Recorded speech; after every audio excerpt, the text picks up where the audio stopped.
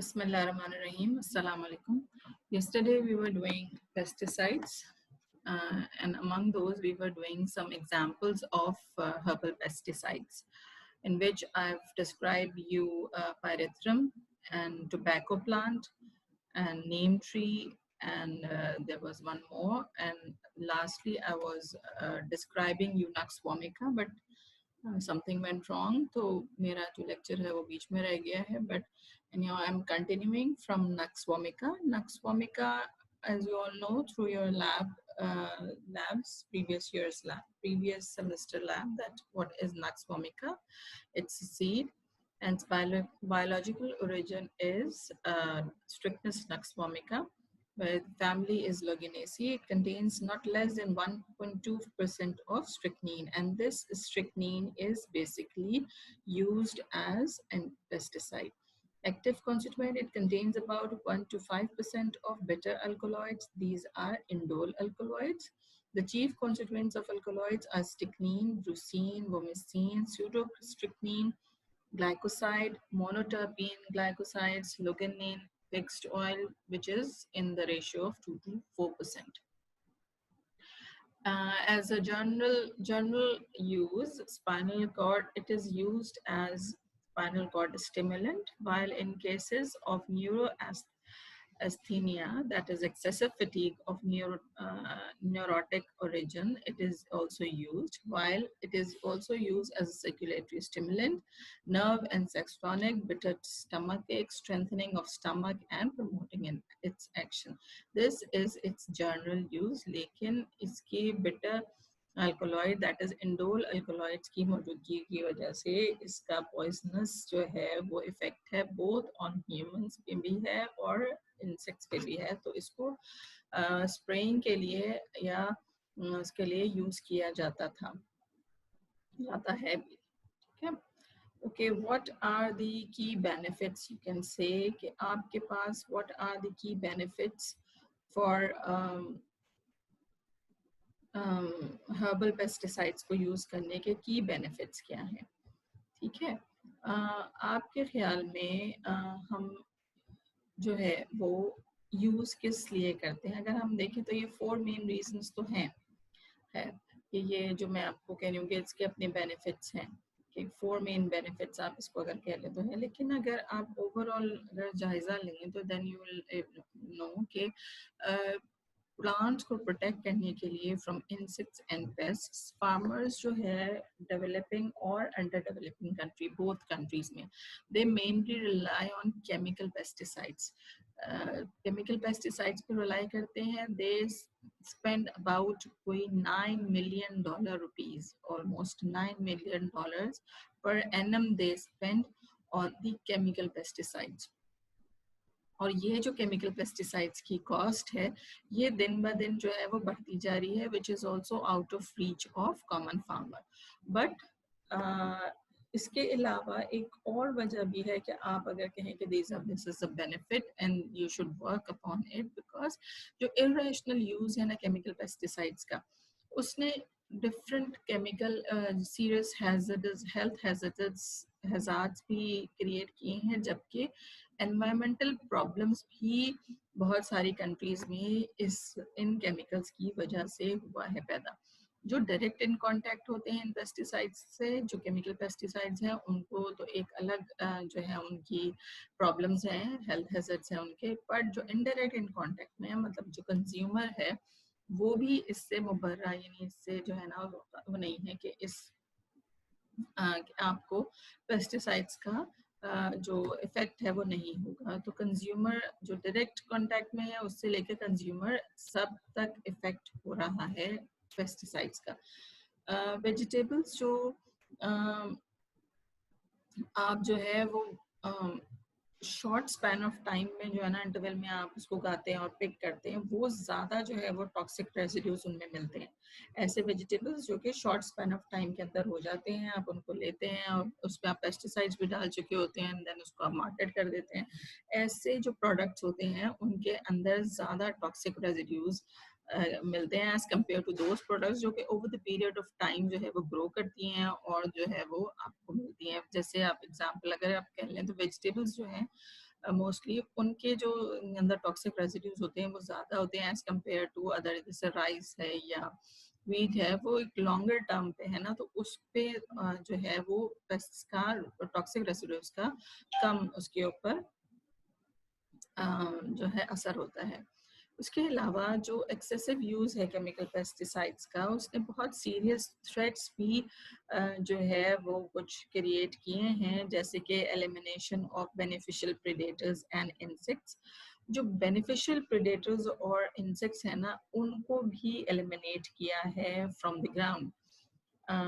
यानी कि उनको एक तरह से वो फॉर दी सॉइल की बेटरमेंट के लिए इम्पोर्टेंट थे, लेकिन एक्सेसिव यूज की वजह से जो बेनिफिशियल प्रेडेटर्स हैं या इंसेक्ट्स हैं वो हो गए ख़त्म हो गए। उसके अलावा depletion in soil microbial diversity, micro जो सॉइल थी उसकी अपनी माइक्रोबियल डाइवर्सिटी होती है, एक उसके अंदर अपने एक इम्पोर्टेंट माइक्रोब्स होते हैं, पूरा एक वो है, उसको के अंदर भी डिप्लीशन देखी गई, उसके अंदर भी हुई। उसके अलावा resistance among the pests and the disease. Basically जो नेचुरल प्लांट, जो नेचुरल ओरिजिनेटेड जो पेस्टिसाइड्स है ना, दीज आर नेचुरली मेड, ठीक है, तो इनके अगेंस्ट लाइकली कहते हैं कि इनके अगेंस्ट जो है वो रेजिस्टेंस, या जिस तरह हम कहते हैं ना एंटीबायोटिक के अगेंस्ट रेजिस्टेंस प्रोड्यूस हो गई है, इसी तरह पेस्ट भी जो है वो रेजिस्टेंस प्रोड्यूस करते जा रहे हैं, या जो है इनके अगेंस्ट आपके केमिकल जो आपके इन्फ्लुएंसेस हैं या केमिकल जो पेस्टिसाइड्स हैं उनके अगेंस्ट। तो इस तरह अगर देखा जाए तो ये वक्त के साथ जो है वो वॉर्न आउट हो जाएंगे। ना सिर्फ ये कि आपकी जो है वो सॉइल को आपके उसको ख़राब करेंगे, बल्कि वक्त के साथ साथ ये वॉर्न आउट भी हो जाएंगे, क्योंकि रेजिस्टेंस प्रोड्यूस हो जाएगी, आपको न्यू से न्यू और ताकतवर से और ताकतवर लेकर आना पड़ेगा, ठीक है। तो आप, इसका मतलब है कि आपके हार्मफुल इफेक्ट्स बढ़ते चले जाएंगे। तो you need to stop there and you need to think कि आप इसको किस तरह से कंट्रोल कर सकते हैं, how much you require chemical pesticides and how much you can add the natural organic or biological pesticides. They found there were two scientists which report that the chemical pesticides results in the destruction of various beneficial microbes, flora and fauna, and also causes serious diseases in humans. There were two scientists, Corsac and Sato, in 1977 की बात मैं कह रही हूँ आपसे, कि उसमें इन्होंने they found that chemical pesticides result in the destruction of various beneficial microbes and flora and fauna, and also causes serious diseases in humans. So इस वजह से there is a great need to develop green and cheaper alternatives for handling economically important pests. इसीलिए बहुत ज़रूरी है कि आप जो है वो ग्रीन और चीपर अल्टरनेटिव्स बना सकें। अच्छा, ये जो 4 पॉइंट्स हैं जो मैंने आपको दिए हैं, इनको अगर आप देखें तो पहला जो पॉइंट है वो बेसिकली क्या है कि आप जो है ये जो हर्बल पेस्टिसाइड्स हैं, they are better for the environment, कि वो एनवायरनमेंट के लिए बेटर हैं, क्योंकि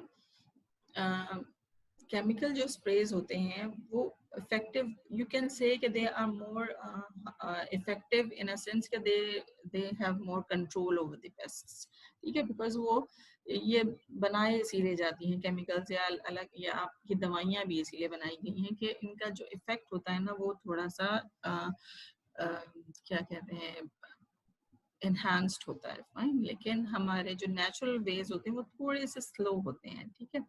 तो उसका बेनिफिशियल तो है, but they do have harmful effects not only on humans और pests और soil, बल्कि environment के ऊपर भी होता है, ठीक है। तो इट्स वो अगर आप केमिकल देखें तो they are not better for environment. तो फॉर जो हमारे अपने नेचुरल पेस्टिसाइड्स हैं या हर्बल पेस्टिसाइड्स हैं, they are good, they have good effect on surrounding environments including the soil, the animal, the microbes, and the other useful weeds or insects which is required for the soil, and it does not become runoff quickly. ठीक है, बहुत ज़्यादा run of नहीं होता, and your soil remain fertile for a longer period of time. Organic pest controls products are typically much safer and more beneficial for the environment overall, if we can say that.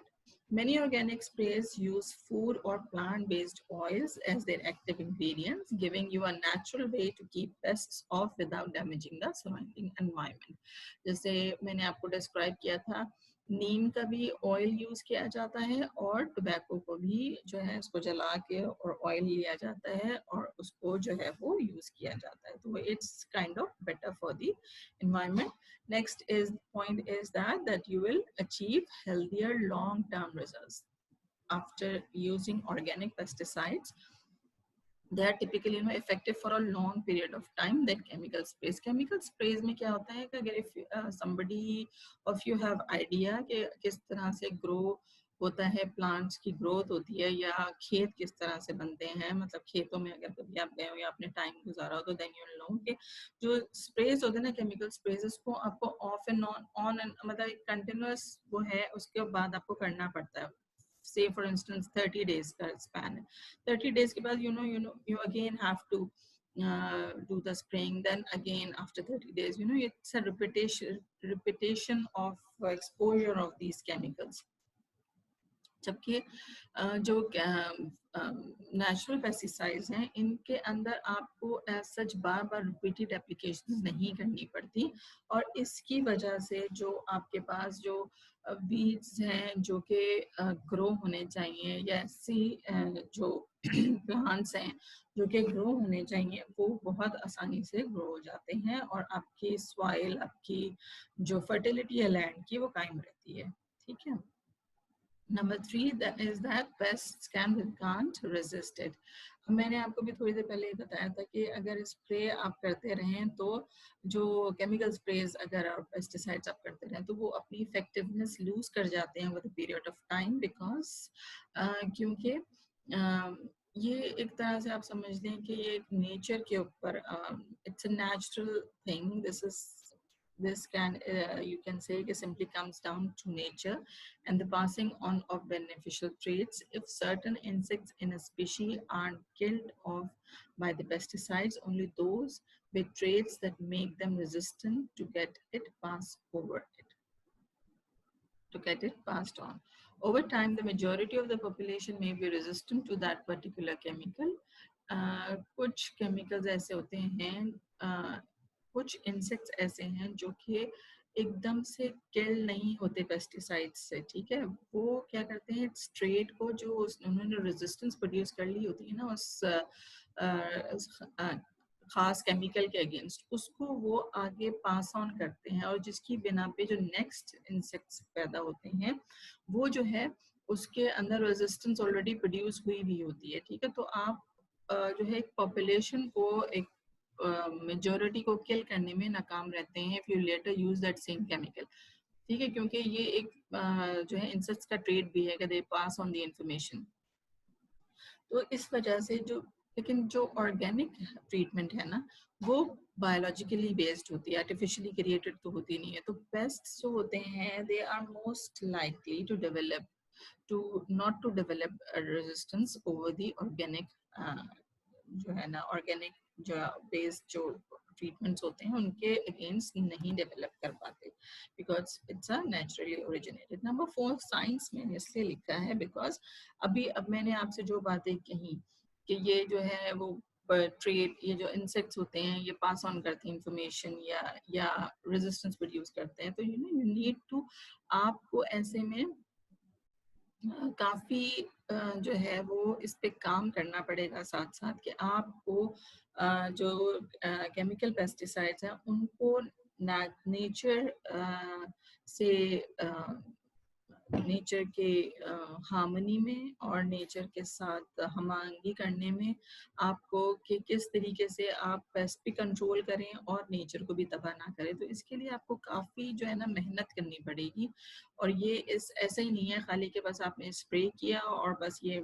सारे मर गए और बस बात ख़त्म हो गई। ये इस तरह से नहीं है। इसका एक बहुत बड़ा इम्पैक्ट है जो आप जो डायरेक्टली जैसे फार्मर्स हैं जो डायरेक्टली बना रहे हैं उनके ऊपर भी, उनकी हेल्थ पे भी, उनकी जो लोग उनसे अटैच्ड हैं उनकी हेल्थ पे भी। फिर इन्वायरमेंट पूरा क्रिएट होता है ना जहाँ जैसे जो खेत हैं, खलियान हैं, जो जो लैंड्स हैं जो हो रही हैं, तो उनके इर्द गिर्द भी जो एनवायरनमेंट है उसके ऊपर भी इफेक्ट आ रहा है और साथ साथ कंज्यूमर के ऊपर भी है, जो फाइनल कंज्यूमर है आपका। ठीक है, तो आपको इस पे काफ़ी जो है ना इसकी मेहनत करनी पड़ेगी आपको कि आप उसको किस तरीके से कंट्रोल करते हैं। अच्छा, ये मैंने लास्ट सॉरी जो है मैं अपने फ्लो में यही मैंने देखना भूल गई कि ये जो है ना पेस्ट्स कांट रेजिस्ट ये दोनों है, इसको आप 4 करके और इसको कर लें साइंस इन्वॉल्व। ठीक है, अच्छा नेक्स्ट इज कि पेस्टिसाइड्स के रिस्क्स और बेनिफिट्स क्या होंगे। इफ़ यू अगर आपको जनरल आइडिया अगर मैं देखूं तो सॉरी ये हो गई थी पेस्टिसाइड्स के जनरल आइडिया। तो बेनिफिट्स इसके हैं crop protection, food preservation, material preservation and disease control. अगर आप मैंने जितने आपको बताए उसको अगर आप jot down करें in few points, so you can say that it can protect your crop, it can protect your food, it can protect your material, and it also have disease control. While risks are they are toxic to humans and they have impact on environment and the ecosystem. First use of synthetic pesticide was started in 1940, while consumption increased worldwide. 2.26 million tons of active ingredients used in 2001 only. अच्छा, ये different years में different जो है वो इस्तेमाल हुए थे होते हैं, पर ये जो 2.26 मिलियन है जो है ये 2001 की आपके पास जो है वो स्टैटिस्टिक्स है।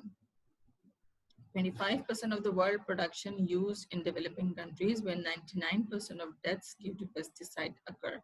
This is very important point that कि आप जो है वो डेवलपिंग कंट्रीज में 25% वर्ल्ड प्रोडक्शन होती है जो भी चीज़ें होती हैं जो ग्रोथ के लिए होती हैं उसमें, लेकिन उसमें ये सब इस्तेमाल होता है, लेकिन उसमें 99% जो डेथ है वो पेस्टिसाइड की वजह से होती है।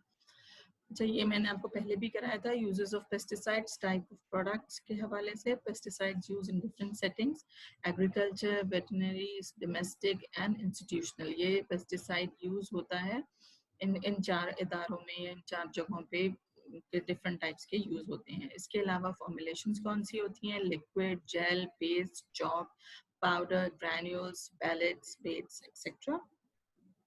There are different concentration. Your concentration depend करता है कि what type of pesticide you are using. ठीक है, from 2 to 80% of active ingredient you can use. Containers, इसके ग्लास कंटेनर्स भी होते हैं, plastic, metal flask, bottles, drums, straps, plastic bags और paper bags. Pesticide classification by use, chemical design, ये मैंने आपको ये पहले बताया हुआ है कि chemical design to kill, reduce और रिपेल पेट्स, इंसेक्टिसाइड्स इंसेक्ट्स को, हर्बिसाइड्स वीड्स को, फंजिसाइड्स मोल्स को, जबकि रोडेंटिसाइड्स रैट्स, माइस और मोल्स को। ठीक है,